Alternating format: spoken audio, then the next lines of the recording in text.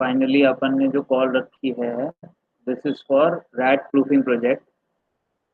हम लोग ये कर क्यों रहे हैं, बेसिकली फंडा क्या है रैट प्रूफिंग करने का, पहले तो वो बात कर लेते हैं, फिर एक बार प्रोसेस पे आएंगे कि प्रोसेस क्या है। तो रैट प्रूफिंग का यार मतलब ये है कि किसी भी आउटलेट में किसी भी जगह कोई रैट की एंट्री पॉइंट नहीं होना चाहिए फाइनली। क्यों? क्योंकि क्या होता है ना, रैट यार अपना बहुत सारा स्टॉक खराब करते हैं, खाने में कूदते हैं, बहुत सारी डिफिकल्टी आती है आउटलेट लेवल पे, बहुत सारी चीज़ें खराब हो जाती हैं, लॉसेस होते हैं फाइनली। तो रैट अपने आउटलेट में प्रेजेंट ही ना हो, मतलब जीरो रैट प्रेजेंट हो, उसके लिए दो तरीके हो सकते हैं। पहला ये कि रैट जहां जहां से आने के चांसेस होते हैं वही अपन ब्लॉक कर दें, है ना। तो रैट क्या होगा, अंदर आ ही नहीं पाएगा। और दूसरा क्या होगा, जो रैट अंदर बैठे हैं उनको या तो मार दे या तो आउटलेट के अंदर से भगा दें। तो ये दो चीजें करेंगे तो अपना आउटलेट जो होगा रैट प्रूफ हो जाएगा। इसके लिए अपन ने ना पूरा एक स्ट्रक्चर बना रखा है फाइनली कि कैसे हमें रैट प्रूफिंग करनी है। ये पूरी पूरी पास्ट लर्निंग से बनाया है अपन ने, है ना। जो भी पास्ट लर्निंग थी आउटलेट लेवल पे, कैसे कैसे अपन ने किया है आज तक, क्या क्या चीज़ें फॉलो करी हैं, क्या क्या चीज़ें बंद करनी होती है, कहाँ कहाँ से रैट्स आते हैं, कैसे कैसे ये चीज़ चलेगी। तो बेसिकली इसका प्रोसेस ऐसा रहता है कि एक बंदा जाता है आउटलेट की रेकी करता है। रेकी करने का क्या मतलब होता है, वो पूरे आउटलेट को ऑब्जर्व करता है अच्छे तरीके से कि रैट्स आने की प्रोबेबिलिटी कहाँ कहाँ से है, या फिर स्टोर मैनेजर या फिर फ्रंट एंड वाले लोगों से बात करता है कि रैट कहाँ से आते हैं फाइनली। तो बहुत सारा तो हमें देखना पड़ेगा कि रैट की एंट्री कहाँ कहाँ पे है, वो तुम्हें स्टोर वाले भी नहीं बता पाएंगे। फाइनली तो हमें चेक करना पड़ेगा कि यहाँ यहाँ से रैट आ रहे हैं या फिर आ सकते हैं, मोस्ट प्रोबेबल, है ना। और अच्छा। ये भी पता करना पड़ेगा यार कि फ्रंट एंड वाले जो भी आउटलेट पे लोग रहते हैं, जो भी स्टोर मैनेजर रहता है, जो भी मेकर रहता है, वो लोग डेली वहीं पे रहते हैं, तो उनको एक लेवल पे मालूम होता है कि रैट्स की मूवमेंट क्या रहती है, वो कहाँ पे बसे रहते हैं या फिर कहाँ से अंदर आके मूवमेंट करके सामान को खराब करते हैं, है ना। तो अच्छा। ये दो लोगों से बात करनी है रेकी के टाइम पे, मतलब आप रेकी करने जाओ तो रेकी में ये प्रोसेस फॉलो करोगे। पहला तो हमें खुद से चेक करना है, दूसरा हमें आउटलेट वालों से प्रॉपरली पूछना है कि आपके हिसाब से क्या क्या प्रोबेबल एंट्रीज हैं जहां से रैट्स आते हैं या फिर रैट्स बसते हैं जहाँ पे, उन चीज़ों को हमें ठीक करना है। तो ठीक है। ये एक चेकलिस्ट बनाई थी यार हमने कि इस हिसाब से अपने को पूरा पूरा आउटलेट चेक करना रहेगा। आउटलेट की पूरी वीडियो बनेगी A to Z, right from start to end. Each and every corner should be covered, हर कॉर्नर कवर होना चाहिए, कोई कॉर्नर मिस ना हो जाए अपने से, ये ध्यान रखना है। क्योंकि अगर एक भी कॉर्नर मिस होता है तो अपना 99% काम होगा, और 99% काम मतलब होता है 1% नहीं वो प्रॉपर कर पाएंगे तो वहां से रैट आ जाएगा। अगर 1% से आने लगेगा तो वो अपना 10 20 30% खुद से कर लेगा एक टाइम बाद, है ना। तो अपने को प्रॉपर वीडियो बनानी है, हर एक इशू की फोटो अलग से खींचनी है ना। अब मैं तुम्हें आगे ठीक यार है। एक बार प्रोसेस बता देता हूँ, ये प्रोसेस कैसे चलेगा। तो ये पहली चेकलिस्ट है। चेकलिस्ट में बहुत सारे पॉइंट्स हैं अलग अलग।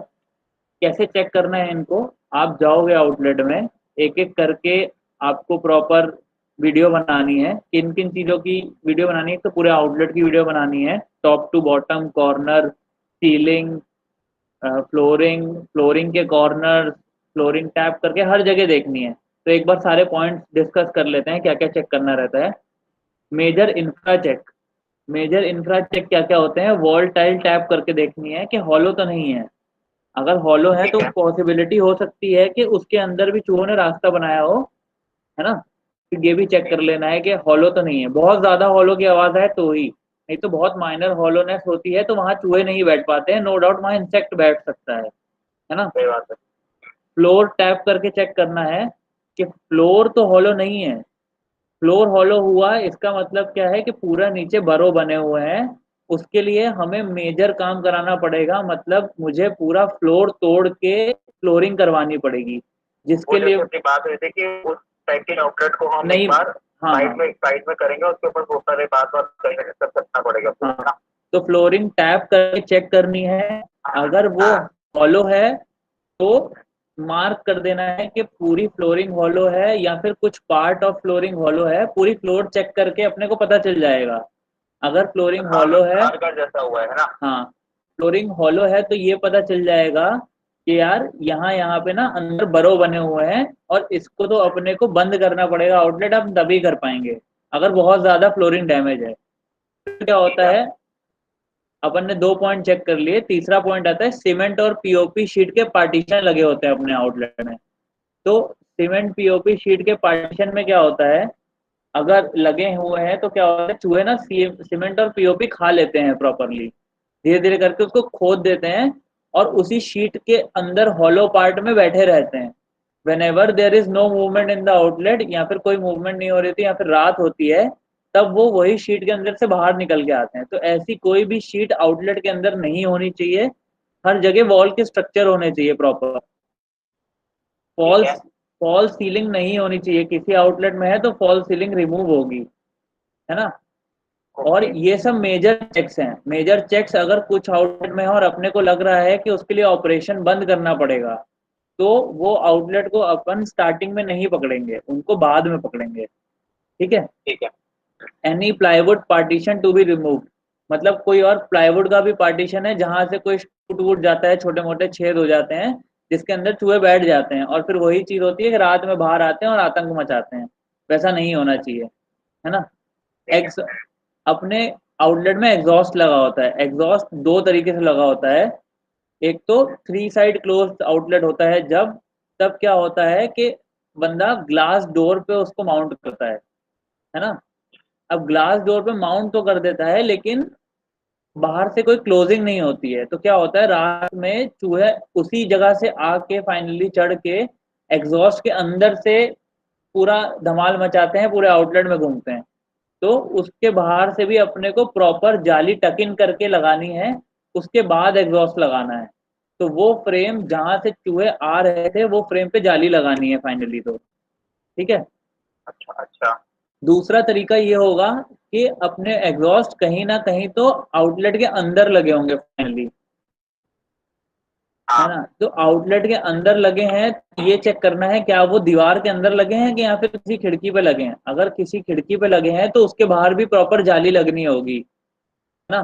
वो पूरी ठीक है। पैक होनी होगी, ऐसा कोई भी एरिया नहीं छोड़ना है जहां से अपने को उनको आने का चांस छोड़ना है ना।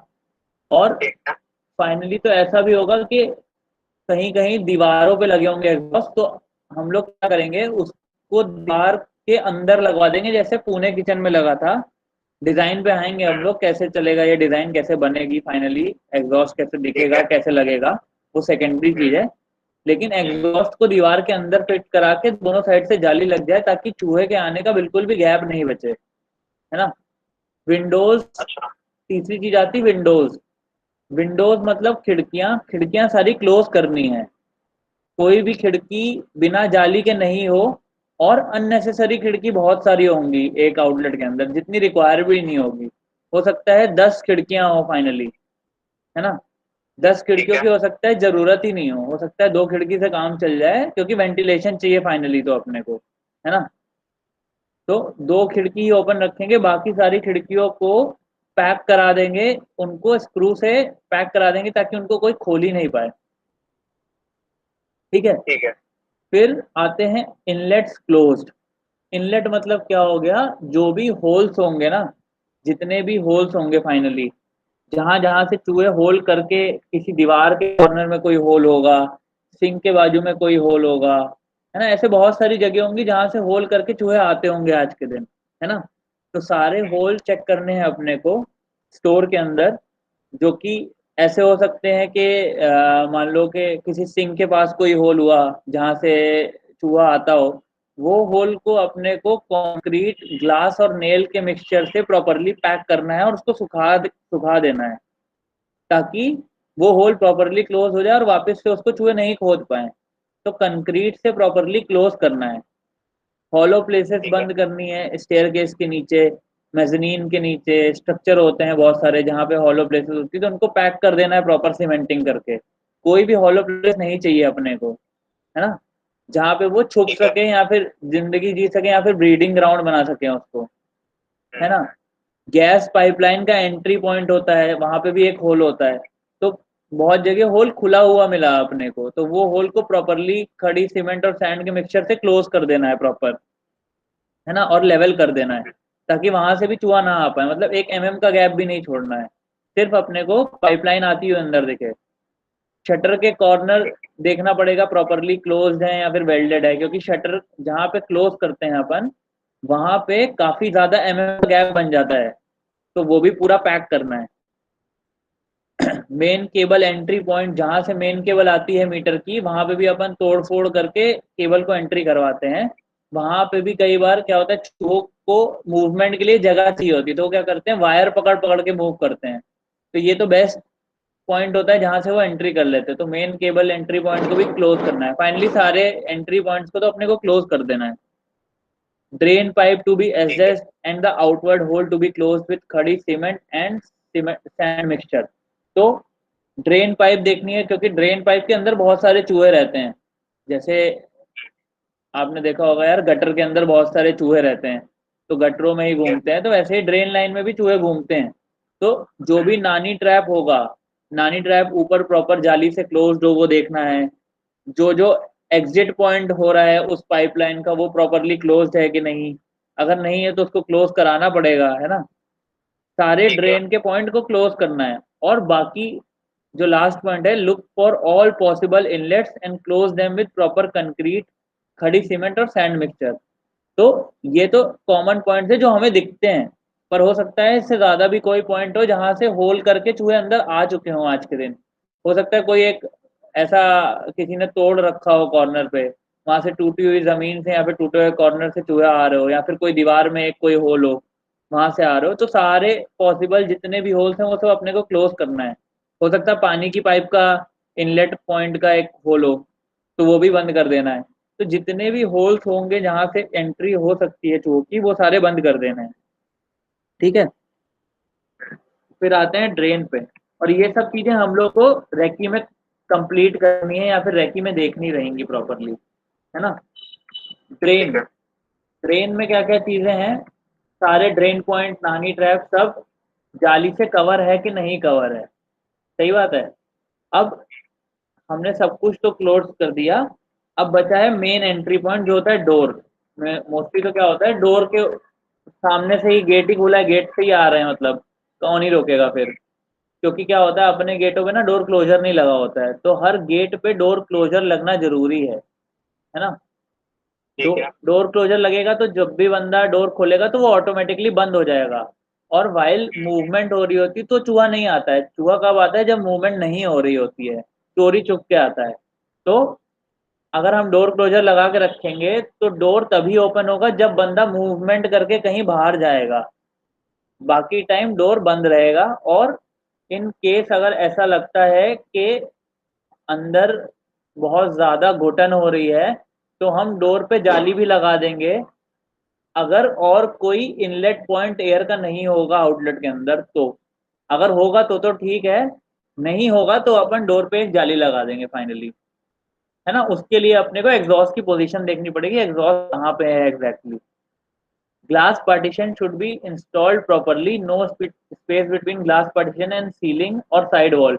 ऐसा बहुत जगह देखा गया है कि जो ग्लास पार्टीशन इंस्टॉल होता है उसके और जो भी एडजेसेंट वॉल या सीलिंग होती है उसके बीच में काफी ज्यादा गैप होता है। तो वो सारे गैप हमको क्लोज करने हैं। कई कई जगह तो ऐसा भी मिलेगा कि ग्लास पार्टीशन सिर्फ 7 फीट तक हुआ है, जबकि सीलिंग 10 फीट ऊपर तक है। तो उस ग्लास पार्टीशन को कंप्लीट करवाना है 10 फीट हाइट तक। ऐसा नहीं छोड़ना है कि आधे में छोड़ दिया, उसको प्रॉपर कंप्लीट करवा के पैक करवानी है वो स्पेस, ताकि चूहा अगर शटर के अंदर आ जाए लेकिन फिर भी दुकान के अंदर नहीं घुस पाए फाइनली, है ना। अच्छा। Glass partition should be installed properly, no space between glass partition and ceiling side walls. तो अगर थोड़ी बहुत आधे आधे इंच की स्पेस है तो उसको अपन प्रॉपर सिलिकॉन और व्हाइट सीमेंट से भर देंगे। ठीक है, तो उससे क्या होगा, वो पूरा पैक हो जाएगा और चूहा वहां से आधे इंच की जगह से तो नहीं आ पाएगा, जो कि छोटे चूहे जहां से निकल जाते थे अभी तक, है ना। तो उसको प्रॉपरली पैक करवा देंगे। जाली to be place for cross ventilation. तो अभी जो अपन बात कर रहे थे कि जहां जहां जाली लगानी पड़ेगी फॉर क्रॉस वेंटिलेशन। मान लो 3 साइड से आउटलेट बंद है ना, एक एक वॉल पे तुम्हारा एग्जॉस्ट लगा है, अब कहीं हवा आने की तो जगह है नहीं, कोई विंडो तो है नहीं, तो क्या करेंगे, अंदर अगर एग्जॉस्ट लगा है तो बाहर से हवा इन लेनी पड़ेगी, क्योंकि हमने आज के दिन क्या गेट तो बंद कर दिया। अब गेट बंद कर दिया तो क्या हो गया, पूरे आउटलेट में घुटन हो जाएगी, क्योंकि फ्रेश एयर तो इनलेट हो ही नहीं रही है। तो हमको क्या करना पड़ेगा, कोई एक ऐसा ओपनिंग देना पड़ेगा जहां से फ्रेश एयर इनवर्ड हो। तो वो फ्रेश एयर इनवर्ड होने के लिए अपने को जो करंट गेट होगा उसके एक पार्टीशन पे जाली देनी होगी, और जो फिक्स पार्टीशन होगा हो सकता है वहां पे भी एक दो जाली और देनी पड़े। जाली लगाते समय ये बात ध्यान रखनी है कि हर जाली टक इन होगी, कोई जाली ऊपर से स्क्रू नहीं होगी, सब जाली को टक इन करना है प्रॉपर। वो ऐसा दिखना चाहिए जैसे ग्लास दिखता है बीच में, वैसे ही जाली दिखेगी एकदम टक्ड इन टाइटली। ठीक है। ठीक है, ठीक है।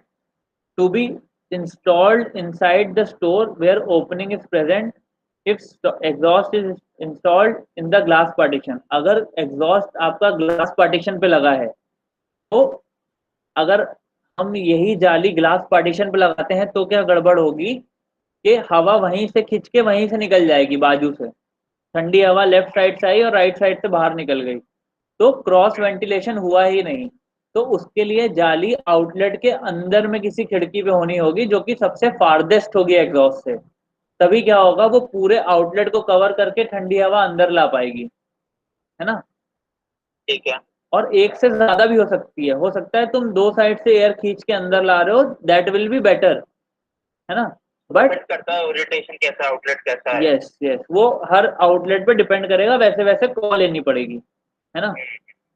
साइनेज एंड डोर, तो साइनेज और डोर के बीच की स्पेस चेक करनी पड़ेगी हमको कि साइनेज और डोर के बीच में स्पेस तो नहीं है, अगर है तो स्पेस को बंद करवा देना है फाइनली, ब्लॉक कर अच्छा। देना है। ब्लॉक वाले साइनेज तो हटवा ही देने हैं, मोस्टली बैंगलोर में नहीं होगा, बट ब्लॉक वाले साइनेज तो रखने ही नहीं है, और तभी रखने हैं जब हम पूरा एरिया दुकान और साइनेज से दुकान को कोई मतलब ही ना हो, मतलब पूरा ग्लास पार्टीशन लगा हो और ग्लास पार्टीशन प्रॉपरली कवर कर रहा हो उस चीज को, है ना। फिर ठीक है। आता है zinc phosphide treatment. Zinc phosphide treatment कहाँ कहाँ होता है, जैसे जहाँ पे पेरीफेरी पे ओपन सॉइल होती है, तो zinc phosphide as a pesticide use होता था या फिर रोडेंटिसाइड यूज होता था। फार्मर्स यूज करते थे ताकि उनके खेतों पे रोडेंट अटैक ना करे, तो ये लोग क्या करते थे, थोड़ी थोड़ी मिट्टी खोद के थोड़ा थोड़ा जिंक फॉस्फाइड डाल देते थे, क्योंकि इसकी स्मेल से रैट्स इरिटेट होते हैं, वो कभी नहीं आते हैं उस विसिनिटी में। तो जहां जहां पे भी ओपन सॉइल अपने को मिलेगा, या फिर अपन प्रॉपर कहीं पीसीसी वाला काम करवा रहे होंगे या खुदाई वाला काम करवा रहे होंगे, तो वहां पे हम लोग पहले से ही जिंक फॉस्फाइड डाल देंगे। किसी भी सॉइल के अंदर जहां पे भी खुदाई होगी वहां जिंक फॉस्फाइड डाल देना है। ठीक है। अच्छा, आपने ग्लास भी यूज किया था जैसे पुणे किचन में, वो किया। भी करवाना है? हाँ, पीसीसी होगी तो पहले ग्लास का मिक्सचर जाएगा नीचे, एकदम लेयर डलेगी, फिर ऊपर से पीसीसी होगी। ठीक है। ठीक है, ग्लास डलेगी, नेल डलेगी, पतली, सबसे अच्छा ट्यूब रॉड का ग्लास होता है, तो प्रेफरेबल ट्यूब रॉड का ग्लास मिले तो बढ़िया रहेगा, क्योंकि उससे तुरंत कट जाता है। और अगर ग्लास की बॉटल्स मिलेगी, बियर की बॉटल मिलेगी, नेल्स मिलेंगी तो भी चलेगा, कोई दिक्कत नहीं है, किलो किलो भर के नेल डाल दो। अब आते ठीक है। हैं स्पेसिफिकेशन पे कि किस किस तरीके की चीज़ें यूज होंगी। तो सीमेंट, सैंड और एग्रीगेट जो उसका मिक्सचर बनेगा वो ये मिक्सचर में बनेगा 1:3:6 के रेशियो में। ठीक है। अच्छा। फ्रेम और एल्यूमिनियम सेक्शन की जो हम बात कर रहे थे, जैसी जाली बनेगी, तो जाली किस तरीके की बनेगी वो देख लेते हैं।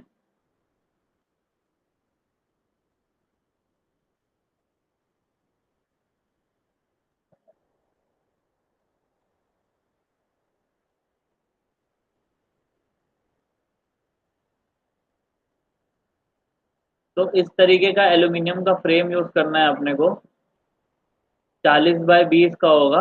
बीच में ये रेलिंग देख रहे हो, इसके अंदर जाली टक इन हो जाएगी फाइनली। तो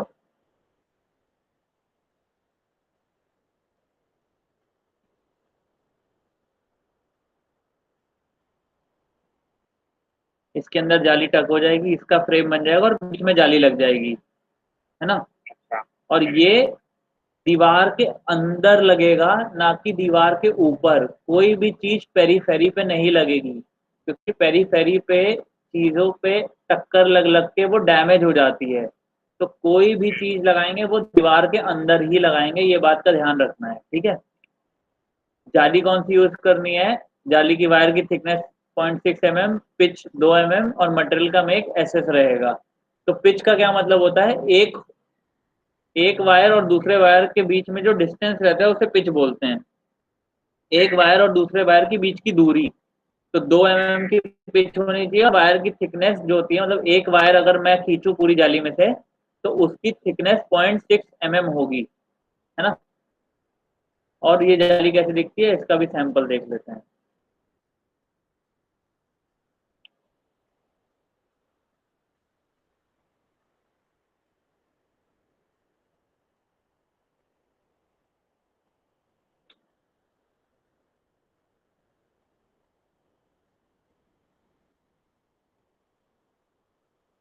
वही है ना एग्जैक्टली जो मैं कैंपस लेके आया था। हाँ, तो ये ऐसी जाली होगी मस्कीटो नेट, लेकिन थोड़ी हैवी क्वालिटी की, पतली नहीं होगी, है ना। समझ गया।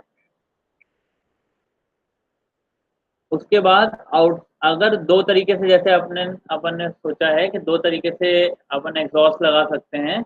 एक एग्जॉस्ट जब आपका क्या कहते हैं, एल्यूमिनियम ग्लास डोर पे लगेगा, और दूसरा जब ग्लास जब अपना वॉल के अंदर लगेगा।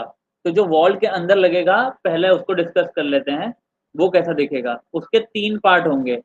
पहला होगा, दोबारा बोलना, क्रैक कर रही है आवाज, दोबारा बोलना। दो तरीके से एग्जॉस्ट लग सकते हैं। पहला, जब इनसाइड द वॉल लगेगा, मतलब ठीक है। वॉल के अंदर हम प्रॉपर एक फ्रेम बनाएंगे, है ना। वॉल को तोड़ेंगे, 9 इंच वाली वॉल होगी, उसको तोड़ेंगे, एग्जॉस्ट के फ्रेम के साइज का होल बनाएंगे, उसके डायमेंशन चेक करेंगे प्रॉपर उस हिसाब से है कि नहीं। और फिर ये तीन पार्ट में फ्रेम बनता है एग्जॉस्ट का। पहला फ्रेम होता है जिसपे एग्जॉस्ट माउंट करते हैं और जो एग्जॉस्ट को सपोर्ट करता है। दूसरा ठीक है। फ्रेम वो होता है जो पीछे से लगता है, ताकि सेफ्टी इशू बना रहे, और मान लो कोई बंदा एग्जॉस्ट के अंदर हाथ ना डाल पाए। ठीक तीसरा है। फ्रेम जो बनता है वो फाइनली होता है चूहों को रोकने के लिए, क्योंकि चूहे मेनली फ्रंट साइड से आते हैं, तो फ्रंट साइड को भी कवर करना जरूरी है ना। तो पहला फ्रेम ऐसा कुछ दिखेगा।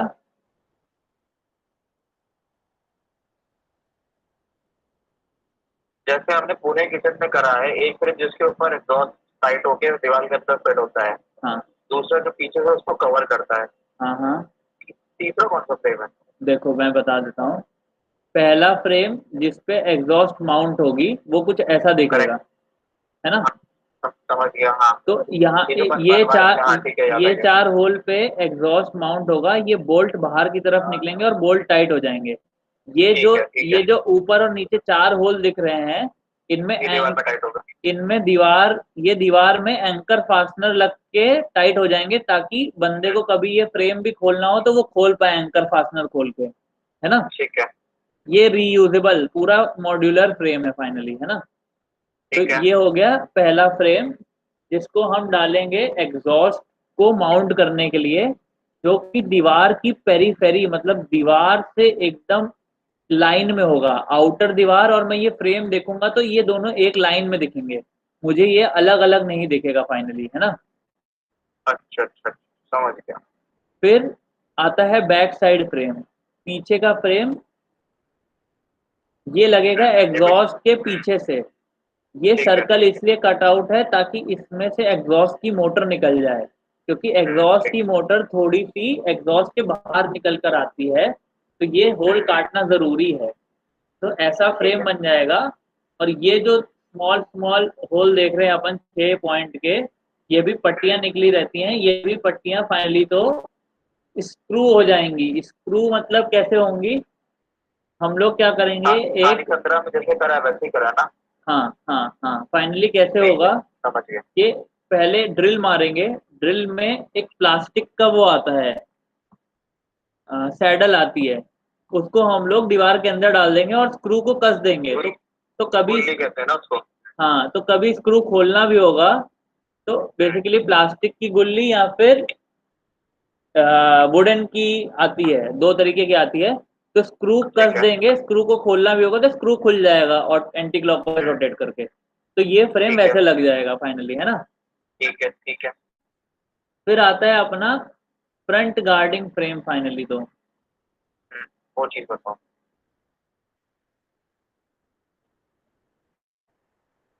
फ्रंट गार्डिंग फ्रेम जो होगा सेम एज माउंटिंग फ्रेम बनेगा, है ना। इसकी कुछ ऐसी फोटो दिखती है। अब ये छोटे एंगल का बनेगा। क्या करना है, ये सेम बोल्ट पे लगेगा। मान लो कभी मुझे एग्जॉस्ट की ये वाली जाली साफ करनी है ना। इसके होल और एग्जॉस्ट के होल जो हमने लास्ट फ्रेम में माउंटिंग फ्रेम में बनाए थे, वो सेम जगह पे होने चाहिए। उनमें और इनमें कोई डिफरेंस नहीं होना चाहिए, ताकि ये दोनों एक दूसरे के ऊपर प्रॉपरली बैठ जाएं। तो मुझे एग्जॉस्ट के नट और बोल्ट तो दिख ही रहे होंगे। मैं उसी लंबे बोल्ट पे इसको माउंट कर दूंगा और ऊपर से एक और नट लगा दूंगा। तो अब ऐसा क्या, इसमें ऐसे में क्या होगा कि जब मुझे ये सिर्फ और सिर्फ बाहर की जाली निकाल के साफ करनी है, तो मैं बाहर वाला नट खोलूंगा और इस फ्रेम को निकाल लूंगा फाइनली। इसकी मैं एक फोटो भी दिखा देता हूँ असलियत में कैसा दिखता है। बस मेरे को चीज बताओ, इस थर्ड वाली जाली का लगाने का क्या सिग्निफिकेंस है? फाइनली इसी से हमारे रैट्स रुकेंगे, यही तो है। जैसे अगर अगर मैं हरी चंद्रा की बात करूं, तो जो हमने पीछे से लगाई है जाली, हाँ जो उसमें जिसमें हमने मोटर का मोड़ लिया है, मोटर के लिए एग्जॉस्ट की, हाँ हाँ। वो जाली इज मोर देन इनफ कि इससे कोई रैट नहीं निकल सकता किसी भी हाल में। तो ये थर्ड फ्रेम को ऐड कर रहा है, और ये मुझे ये पूछना है। ये जाली ऐसी दिखेगी, दिख रही है जाली, समझ गया मैं। है ना। ये फाइनल जाली ऐसी दिखेगी। ये चारों होल उस होल से मैच कर रहे होंगे फाइनली। तो इस वो मैं समझ गया। हाँ, मैं तो पूछो जाली हम ऐड क्यों कर रहे हैं? ये इसलिए ऐड कर रहे हैं क्योंकि पीछे वाले होल हाफ इंच से ज्यादा रहते हैं। हाफ इंच से ज्यादा में छोटे छोटे रैट्स निकल जाते हैं। इन इन तो होल में रैट नहीं निकल पाएगा फाइनली। तो यार उसका सिंपल सोल्यूशन ये भी तो हो सकता है ना, जो हम पीछे से कवर जाली लगा रहे हैं वो थोड़ा सा कम माइन्यूट, मतलब थोड़े छोटे होल्स की लगा दे। तो फाइनली मेरा मुझे कहने का एंट्री मतलब है ये। फाइनली मुझे एंट्री रोकनी है, तो एंट्री मैं सबसे पहले पॉइंट से रोकूंगा ना कि मैं पीछे वाले पॉइंट से रोकूंगा। नहीं, अगर आप दीवार के अंदर एग्जॉस्ट फैन लगा रहे हो और उसको आप जाली से पूरा खट रहे हो, जब मैं खली समझा मैं एग्जाम दे रहा हूँ, तुम्हें भी क्लियर है, मुझे भी क्लियर है। हाँ मेरे हाँ। कहने का मतलब है कि अगर वो एक साइड की दीवार में जिसको हमने अंदर एग्जॉस्ट फ्रेम लगा के किया है एकदम परफेक्ट, पीछे से कवर लगाया है एकदम सही, तो ये आगे जाली लगाने का कोई मुझे सिग्निफिकेंस नहीं लगता, क्योंकि रैट ऐसे भी नहीं आ सकता अंदर। अब रैट अगर बीचों बीच दीवार के अंदर बैठ भी जाएगा, तो आउटलेट के अंदर तो एंट्री तो उसकी वहीं बंद होगी ना। तो ये हाँ, एड ऑन वर्क करने की जरूरत क्या है, मैं ये पूछ रहा हूँ। पीछे वाला बेसिकली सेफ्टी के लिए है। पीछे वाला ना भी लगाए तो चलेगा, लेकिन आगे लगाना जरूरी है, मेरा वो पॉइंट है। अगर तेरी हाइट ज्यादा है, अगर आपकी हाइट ज्यादा है, तो पीछे वाला ना भी लगाओ तो चलेगा, लेकिन आगे वाला लगाना वेरी वेरी इंपॉर्टेंट, क्योंकि मुझे फर्स्ट पॉइंट पे ही आउटलेट के अंदर रैट को नहीं आने देना है। हाँ, वो बात तुम्हारी सही है, मैं समझ गया। अगर मेरा अगर वो मेरा बंदा, सिर्फ अगर वो रैट एग्जॉस्ट के अंदर घुस गया, तो वो क्या करेगा, एग्जॉस्ट की तार काट देगा फाइनली, तो जहां से वो कनेक्शन निकलता है मोटर का, है ना, फिर से डैमेज होगी। तो मैं तो उसे फर्स्ट प्लेस पे ही रोकना चाहूंगा कि वो वहां से ही नहीं घुस पाए, मतलब मेरे एग्जॉस्ट वाले पार्ट में ही क्यों आए वो। मैं तो उसे अच्छा, तो मतलब कहने का मतलब है कि ये जो पीछे वाली जाली है ये वायर को नहीं प्रोटेक्ट करती है नहीं रैट से। करती है, क्योंकि ठीक है। अंदर से तो रैट नहीं आएगा, बाहर से आएगा ना। मुझे बाहर से रोकना है फाइनली, है ना। तो बाहर से रैट रोकने के लिए ये वाली जाली नेसेसरी है। ठीक। ठीक है। ये हो गया है अपना, जब वॉल के अंदर एग्जॉस्ट लगेगा, है ना। अब जब एग्जॉस्ट पे नहीं लगेगा और एल्यूमिनियम ग्लास डोर पे लगेगा, तब कैसा दिखेगा अपना एग्जॉस्ट, है ना। मेरे ख्याल से बैंगलोर में ऐसे सिचुएशन काफी है।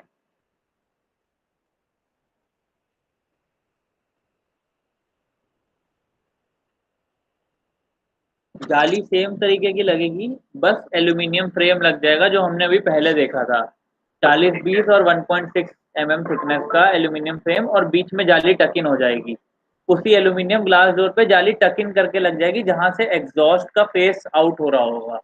ठीक है। हाँ है।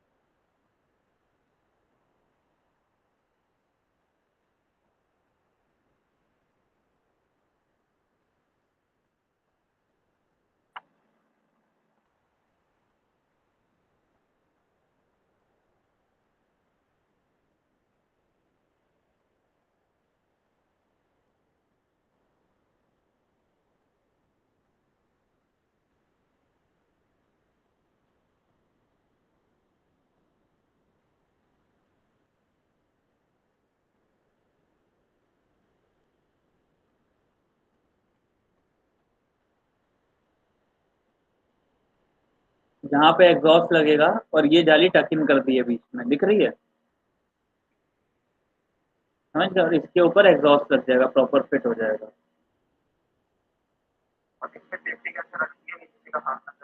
हाइट पे है ये काफी।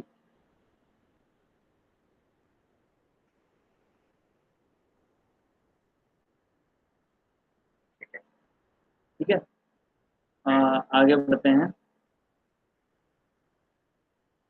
फिर डोर क्लोजर लगाना होगा। डोर क्लोजर का ब्रांड है ओजोन। जितने भी अपने ये वाले डोर्स होंगे फाइनली एल्यूमिनियम ग्लास पार्टीशन वाले, उसमें NSK 580 11 STD लगेगा, है ना? इसका मैक्सिमम डोर वेट 45 kg होता है। मैक्सिमम डोर की विड्थ कितनी होती है? 3 फीट जैसी होती है। और एंगल ऑफ ओपनिंग 150 डिग्री तक जाता है। 5 लाख साइकिल के लिए टेस्टेड है ये। 1100-1200 रुपये में आ जाता है फाइनली GST VST के साथ। ये खरीद के हम लोग को लगा देना है। बट एक बात का ध्यान रखना है, जब अपने एल्यूमिनियम डोर्स जो बने हैं वो 18 गेज में बने हैं। आगे से जो भी एल्यूमिनियम डोर्स बनेंगे वो 16 गेज में बनेंगे या फिर उससे मोटे गेज में बनेंगे। और ओजोन का डोर क्लोजर लगाने से पहले हम 5 mm मोटी पट्टी इंस्टॉल करेंगे। ठीक है, एल्यूमिनियम की, उसमें होल करके उसके बाद उसको इंस्टॉल करेंगे। और लंबे लंबे बोर्ड्स लगा के थ्रू होल करेंगे, है ना? मतलब पूरा पूरा थ्रो हो जाएगा तो क्या होगा, वो बेंड वेंड नहीं होगा और दो लेवल पे पकड़ आ जाएगी। वन फ्रॉम इनर साइड और वन फ्रॉम आउटर साइड, है ना? नहीं तो क्या होता है अगर एक साइड से ही,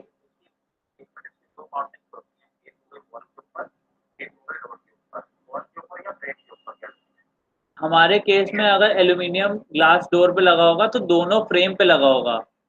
एक डोर के फ्रेम में और एक मेजर फ्रेम पे जिस पे डोर लगा रहता है ना?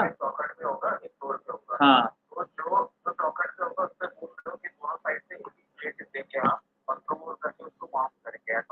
दोनों साइड, चौखट पे भी और नी डोर पे भी मोटी मोटी प्लेट लगाएंगे 5-5 mm की दोनों साइड। और थ्रू होल करके लंबे लंबे बोर्ड लगा के उस पे फिक्स कर देंगे, माउंट कर देंगे। ठीक है।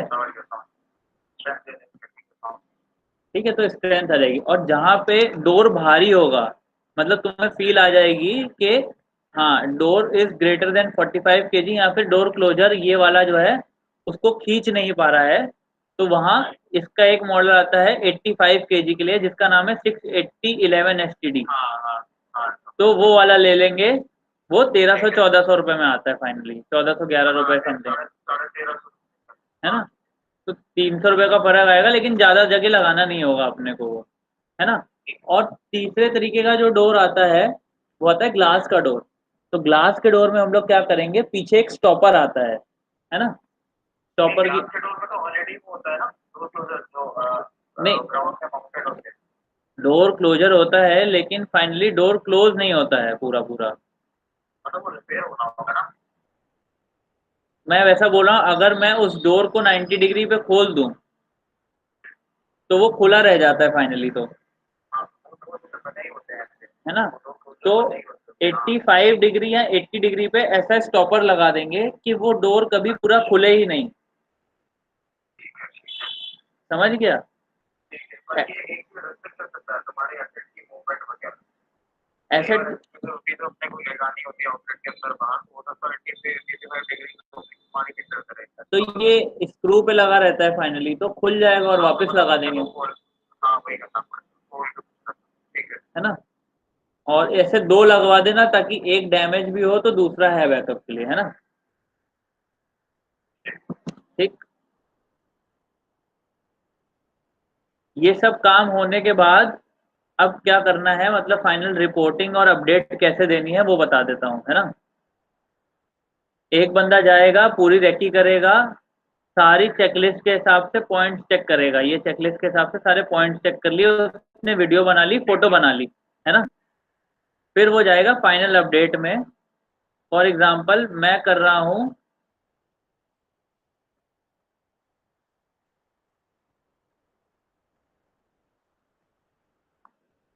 बैंगलोर में देवर बिस्नहल्ली की रेकी, तो मैंने रेकी कर ली, हाँ मैंने रेकी कर ली, डन लग दिया, है ना।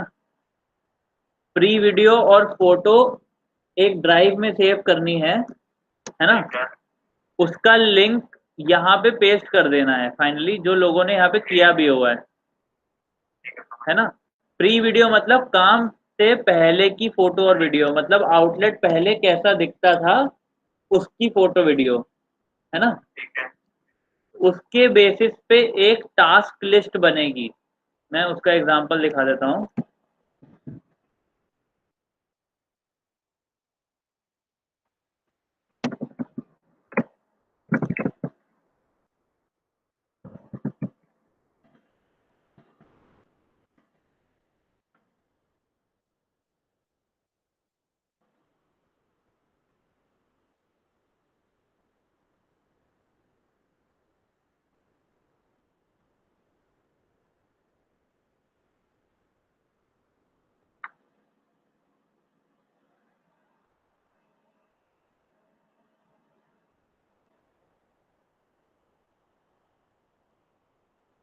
आपने रेकी कर ली आउटलेट पे जाके, फॉर एग्जांपल मैंने चारकोप की रेकी करी, है ना।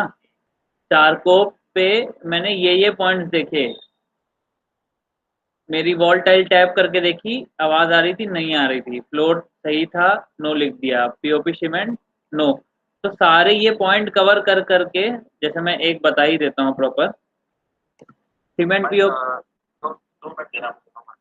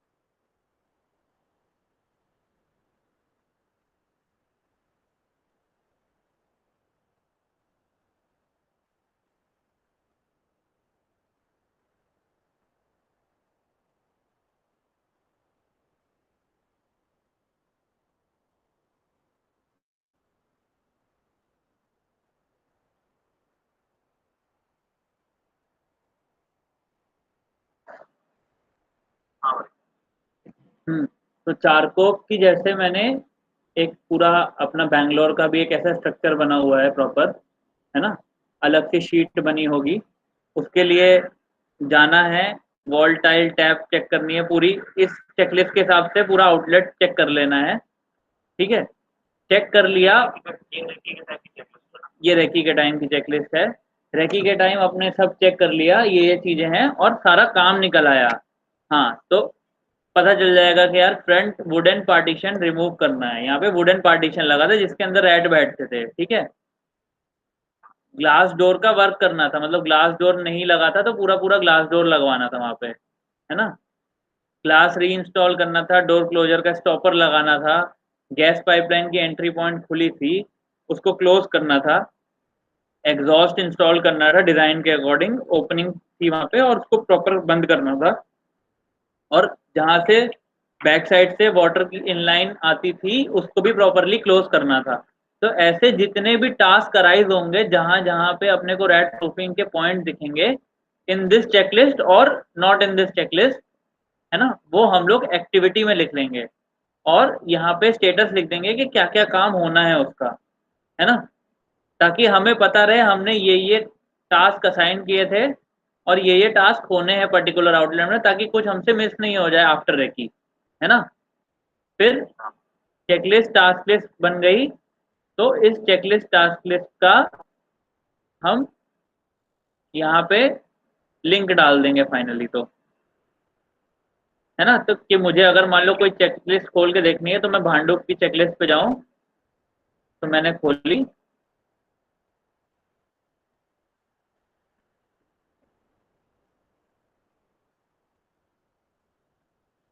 भांडुप ने ये काम निकाले थे, है ना। एग्जॉस्ट फैन सही करना था, एग्जॉस्ट फ्रेम लगाना था, all holes near rack close करने थे, मेन एंट्री डोर टूटा हुआ था उसको प्रॉपर फ्लोर करना था, उसके हिसाब से इन्होंने ऐसे टास्क बना लिए। All window to be close permanently with screw, one window to be left open and fitted with जाली, brick wall to be made on right side and tiling to be done, exhaust to be fitted inside जाली with, पूरा एक task list बना ली proper, proper vendor के साथ मिलके कि यहाँ काम क्या क्या होने, है ना। जब रेकी करोगे उसी समय सोल्यूशन भी सोच लेना एक लेवल पे, जो कि ये टास्क लिस्ट में आ जाएंगे अपने आप से, है ना। फिर रेकी के बाद हम लोग कॉल पे जाएंगे, मैं तू और वेंडर को भी ले लेना आगे से, है ना। तीनों लोग हम लोग बढ़िया से जाएंगे और क्या करेंगे, इसके सारे सोल्यूशंस डिजाइन करेंगे, है ना। बैंगलोर में मैं बहुत ज्यादा क्लोजली वेंडर के साथ काम करूंगा, बिकॉज ये टास्क अपने को पूरा वेंडर डिपेंडेंट बनाना है, उसकी अकाउंटेबिलिटी देनी है। फाइनली तेरा काम क्या हो कि तू क्यूसी करने जा रहा हो या फिर वो कहीं फंसे तो सोल्यूशन बता पाए, है ना। मोस्टली मोस्टली चीजें वेंडर डिपेंडेंट करानी है, उसकी अकाउंटेबिलिटी देनी है कि तू गया था भाई, तूने कैसे छोड़ दिया, तब तक तेरे पैसे रिलीज नहीं होंगे जब तक यहाँ पे रेट जीरो नहीं लिख के आ जाएगा आउटलेट में, है ना।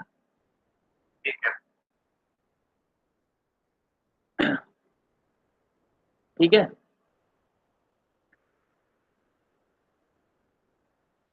और ऐसे अपना पूरा कंप्लीट हो जाएगा, फाइनली चेकलिस्ट टास्क हो जाएगी। फिर काम खत्म होने के बाद जो जो काम हुए हैं उसकी प्रॉपर फोटो और वीडियो ये ड्राइव लिंक में, नया ड्राइव में पोस्ट वीडियो के नाम से डल जाएगी। जैसे कि देख लेते हैं, एक प्री वीडियो हो गई रेकी वाली, एक पोस्ट हो गई आफ्टर कंप्लीशन, है ना। तो ये पूरा पूरा काम खत्म हो जाएगा, ये पोस्ट वीडियो बंदा डाल देगा, काम खत्म हो जाएगा, फोटो वीडियो डाल देगा। उसके बाद क्या करना है, अपने को एक मेल शूट करना है।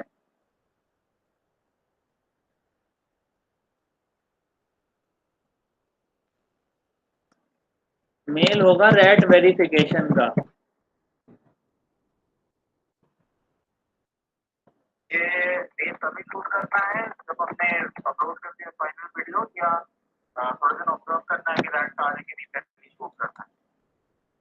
मेल तब शूट करना है जब तुमने सारा काम करा दिया है, तुमने रेक्टिफाई कर दिया है, तुमने सारी चीजें चेक कर ली हैं। उसके बाद एक बार फ्रंट एंड वालों से, मतलब फाइनली आउटलेट वालों से पूछ लो कि भाई सारे आउटलेट मैंने क्लोज करवा दिए हैं, एक बार मुझे बता दो कि कहीं और से तो रैट नहीं आ रहा है फाइनली। ये जरूरी है एक बार ट्राई करना। कहा कि हाँ आपकी तरफ से सारा काम हो गया है, तब तुम ये मेल शूट कर देना। क्योंकि मेल एक सॉर्ट ऑफ अंडरटेकिंग है ना कि मैं वो दे रहा हूँ, रिस्पॉन्सिबिलिटी मेरी है। हाँ इसलिए मैं बोल रहा हूँ कि कम से कम आउटलेट वालों को 3-4 दिन का टाइम देके हमसे लेना पड़ेगा। 3-4 दिन का टाइम नहीं देना है, 3-4 दिन का टाइम नहीं देना है, सिंगल डे में ही पूछ लेना, आज काम खत्म हुआ, आज के आज पूरे दिन ऑब्जर्व करो, कल बता दो मेरे को। ठीक है।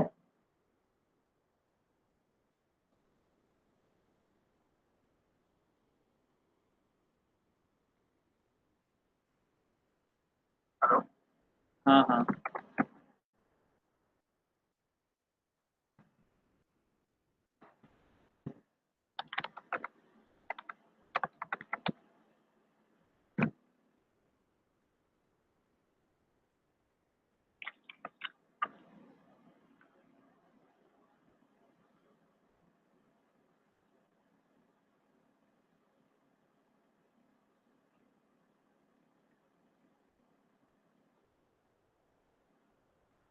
कोई ना, मेल मेरे को बाद में शो कर देना, एक बार ठीक से बैठने पहले देख लो कैसे करना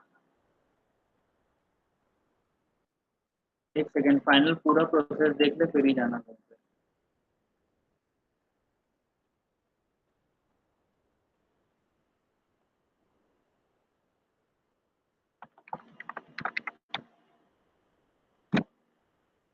तेरा बहुत स्लो चल रहा है,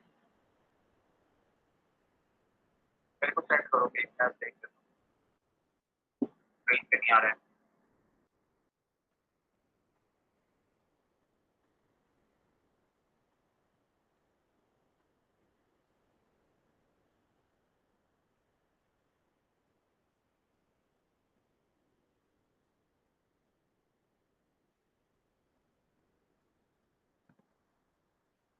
हेलो। है। हाँ 1 मिनट।